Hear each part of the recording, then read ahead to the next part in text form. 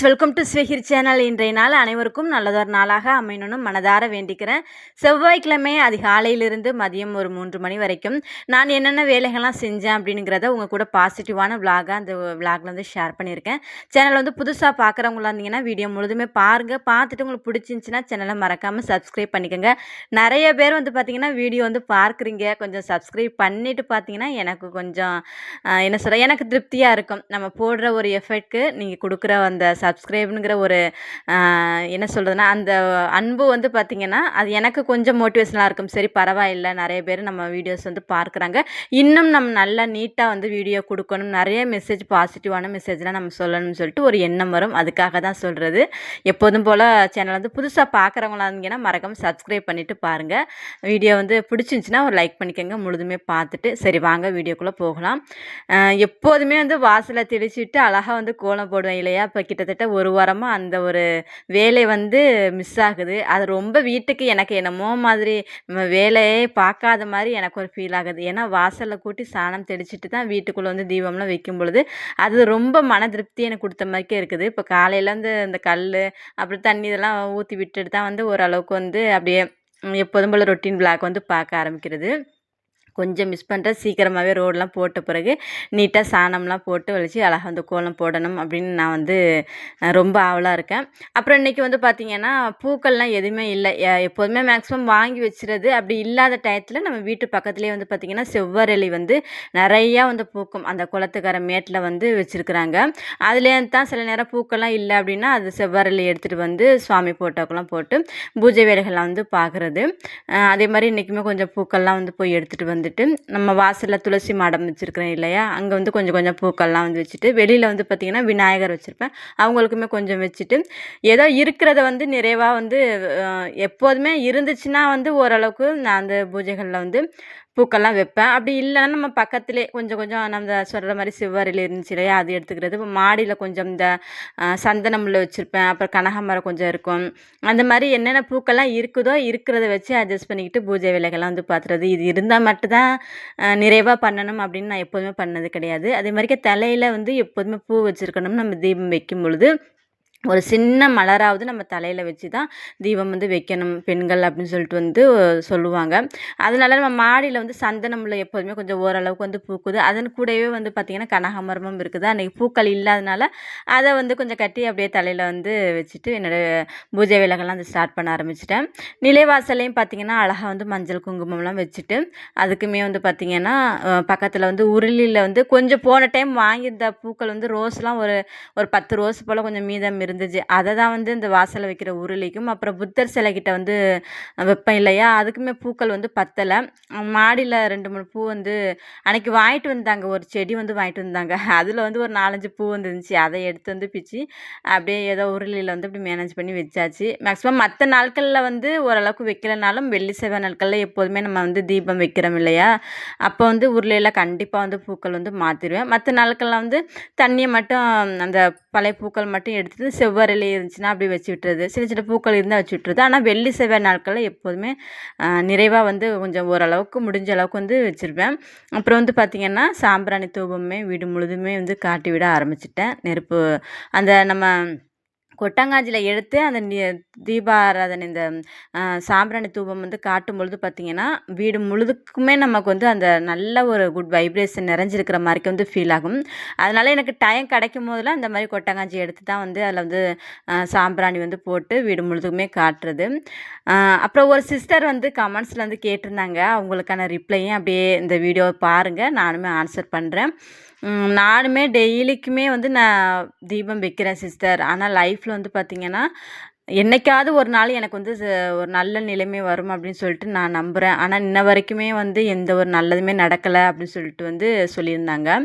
கவலைப்படாதீங்க சிஸ்டர், நம்மளுடைய லைஃப்பில் வந்து பார்த்திங்கன்னா ஒரு சில விஷயங்கள் கஷ்டங்களை தாங்கினா மட்டும்தான் நம்ம அடுத்த நிலைக்கு வந்து எப்போதுமே முன்னேறி போக முடியும். கஷ்டங்களை பார்த்து சோர்ந்து போய் அதே இடத்துல உட்காந்துட்டோம்னா அடுத்த ஒரு நிலைக்கு நம்ம போகிறது ரொம்ப வந்து கஷ்டம்னே சொல்லலாம். அதனால் எவ்வளோ பெரிய கஷ்டங்கள் வந்தாலும் சரி, அது வந்து நான் சொல்கிறது வந்து ஈஸியாக இருக்கும், சும்மா வீடியோவில் வந்து சொல்லிட்டு போயிடலாம். ஆனால் அந்த கஷ்டத்தை தாங்குறவங்களுக்கு தான் தெரியும் அதனோட வலியும் வேதனையும் எவ்வளவுக்கு இருக்குது அப்படின்னு சொல்லிட்டு. அதனால் கவலைப்படாதீங்க, கடவுளை வந்து மனதார வந்து நினைங்க. உங்களுடைய லைஃப்பில் வந்து பார்த்திங்கன்னா நல்லது மட்டுமே எப்போதுமே நடக்கும். நம்ம எண்ணக்கூடிய எண்ணங்கள் எப்போதுமே பாசிட்டிவானதாகவும் நல்லதாகவுமே நினைப்போம். கெடுதல் வந்தாலுமே பார்த்திங்கன்னா நம்ம எண்ணக்கூடிய எண்ணங்கள் மூலமாக அது வந்து சரியாகிடும். அதனால தான் நம்ம வீட்டில் எப்போதுமே தீபம் வச்சு நம்ம அன்றாடம் நம்மளுடைய லைஃப் வந்து தொடங்கும் பொழுது பார்த்திங்கன்னா நமக்கு வரக்கூடிய கஷ்டங்கள் கூட அந்த தீப ஒளிச்சுட நம்ம வீட்டில் வைக்கிறோம் இல்லையா, அந்த பாசிட்டிவான அதிர்வலைகள் அந்த கஷ்டத்தை வந்து பெரும்பாலானதை வந்து நம்மள்ட்ட வந்து அணுக விடாது. ஓரளவுக்கு வந்து பார்த்திங்கன்னா நம்மளுடைய லைஃப்பில் வந்து சமாளித்து ஒரு நிறைவான வாழ்க்கை வாழ்வதற்கு வந்து பார்த்திங்கன்னா அந்த அதிகாலை நேரத்தில் நம்ம வைக்கக்கூடிய தீபம் வந்து ரொம்ப ரொம்ப உதவியாக இருக்கும் அப்படிங்கிறத நான் வந்து தெரிஞ்சுக்கிட்டேன். ஒவ்வொரு நாளுமே நான் வீடியோக்களில் சொல்லக்கூடிய ஒரு விஷயம் என்னென்னா, என்னுடைய லைஃப்பில் தெரிஞ்சுக்கிட்ட விஷயங்கள், என்னுடைய லைஃப்பில் நடந்த விஷயங்களை தான் உங்கள் கூட வந்து எப்போதுமே நான் ஷேர் பண்ணுறேன். அதே மாதிரி நிறைய பேர் நினைக்கக்கூடிய ஒரு விஷயம், நம்ம ஒரு தீபம் வைக்கிறோம், ஒரு விஷயத்தை நினச்சி அது நடக்கணும் அப்படின்னு வைக்கும் பொழுது பார்த்திங்கன்னா நம்மளுடைய எண்ணங்கள் என்னவாக இருக்குன்னா, நம்ம நினைக்கக்கூடிய ஒரு விஷயங்கள் மட்டும் நடக்கணும் அப்படிங்கிற மாதிரி தான் நம்ம நினைக்கிறோம். ஆனால் அப்படி கிடையாது. அந்த தீபம் வைக்கும் பொழுது நமக்கு நிறைய விதமான நல்ல விஷயங்களை வந்து அந்த தீப ஒளிச்சுடர் பார்த்திங்கன்னா வீட்டிற்கு நிறைய விதமான பாசிட்டிவான விஷயங்களை வந்து உள்ளே கொண்டே இருக்கும். அது நமக்கு வந்து கண் கூட தெரியாது. நாள் போக்கில் நம்ம தினமுமே நம்ம டெய்லிக்குமே நம்மளோட டெய்லி ரொட்டீன் விலாகாகவே அது வந்து நம்மளுடைய வாழ்க்கையில் வந்து அன்றாட நிகழ்வுகளில் அது ஒன்றா நம்ம காலையில் எழுந்திரிச்சு தீபம் வச்சுக்கிட்டே இருக்கும் பொழுது பார்த்திங்கன்னா நிறைய விதமான நல்ல மாற்றங்கள் நம்மளுடைய லைஃப்பில் வந்து வரும். நான் முன்னாடியே சொன்ன மாதிரி தான், காசு பணம்னுங்கிறது வந்து பார்த்திங்கன்னா அது வந்து ரெண்டாவது விஷயம்தான்.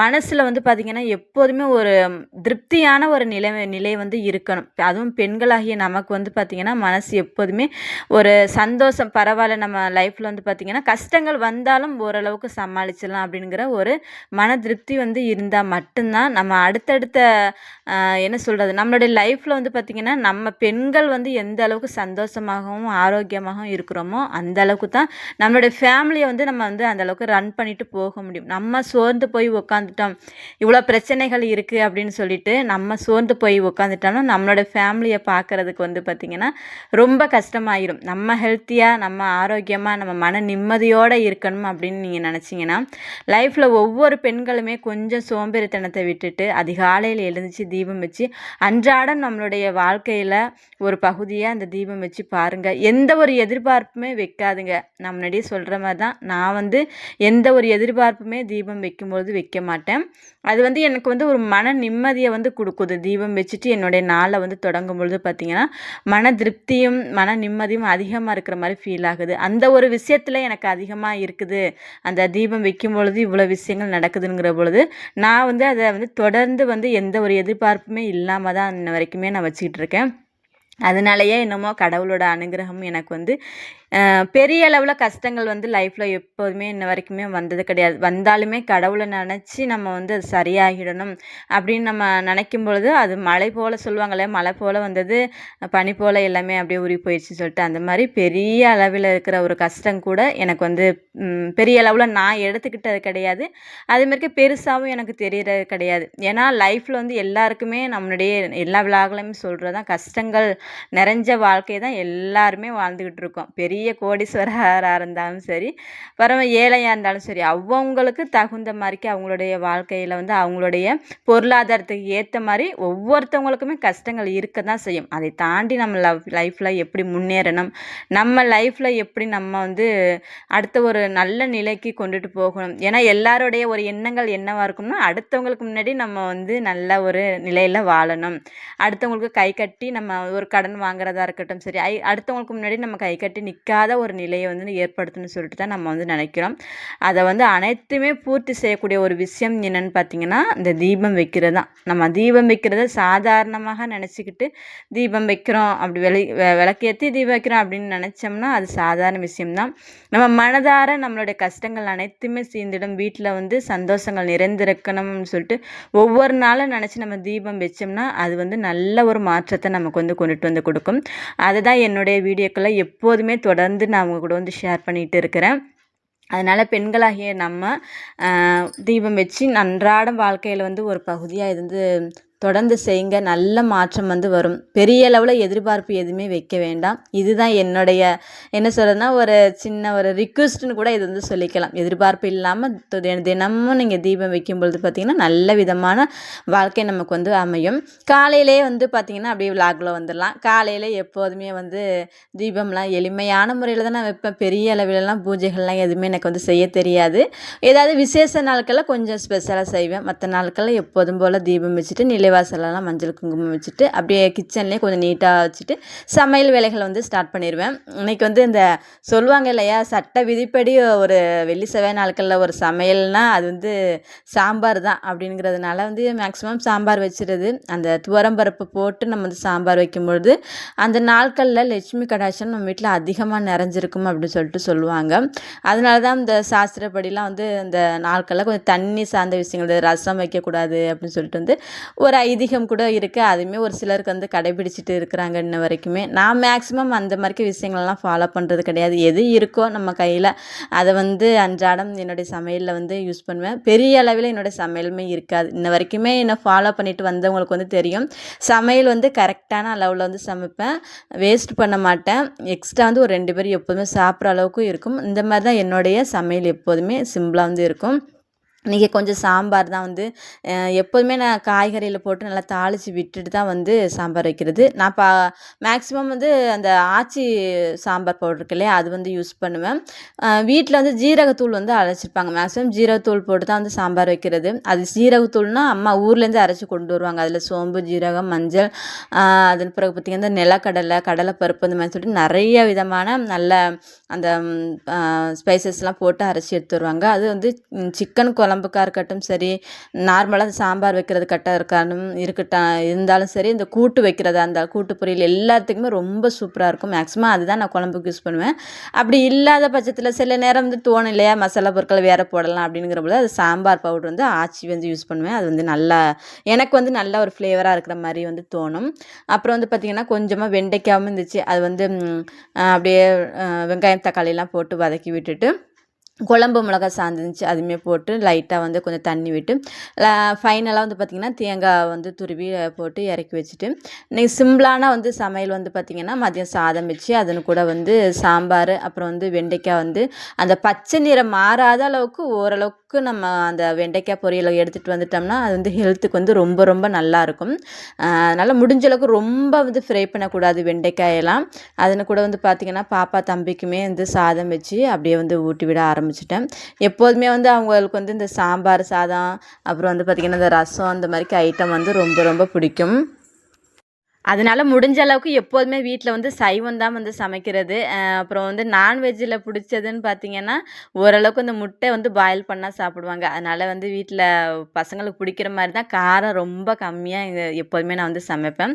அப்புறம் வந்து பார்த்திங்கன்னா ஒரு 3 மணிக்கு மேலெலாம் வந்து நம்ம ரோடு போட வேலையில் வந்து இன்றைக்கி வந்து செம்மண் இருக்கு இல்லையா, அது வந்து தான் போட்டு அப்படியே எல்லாத்தையுமே பரப்பிவிட ஆரம்பிச்சிட்டாங்க.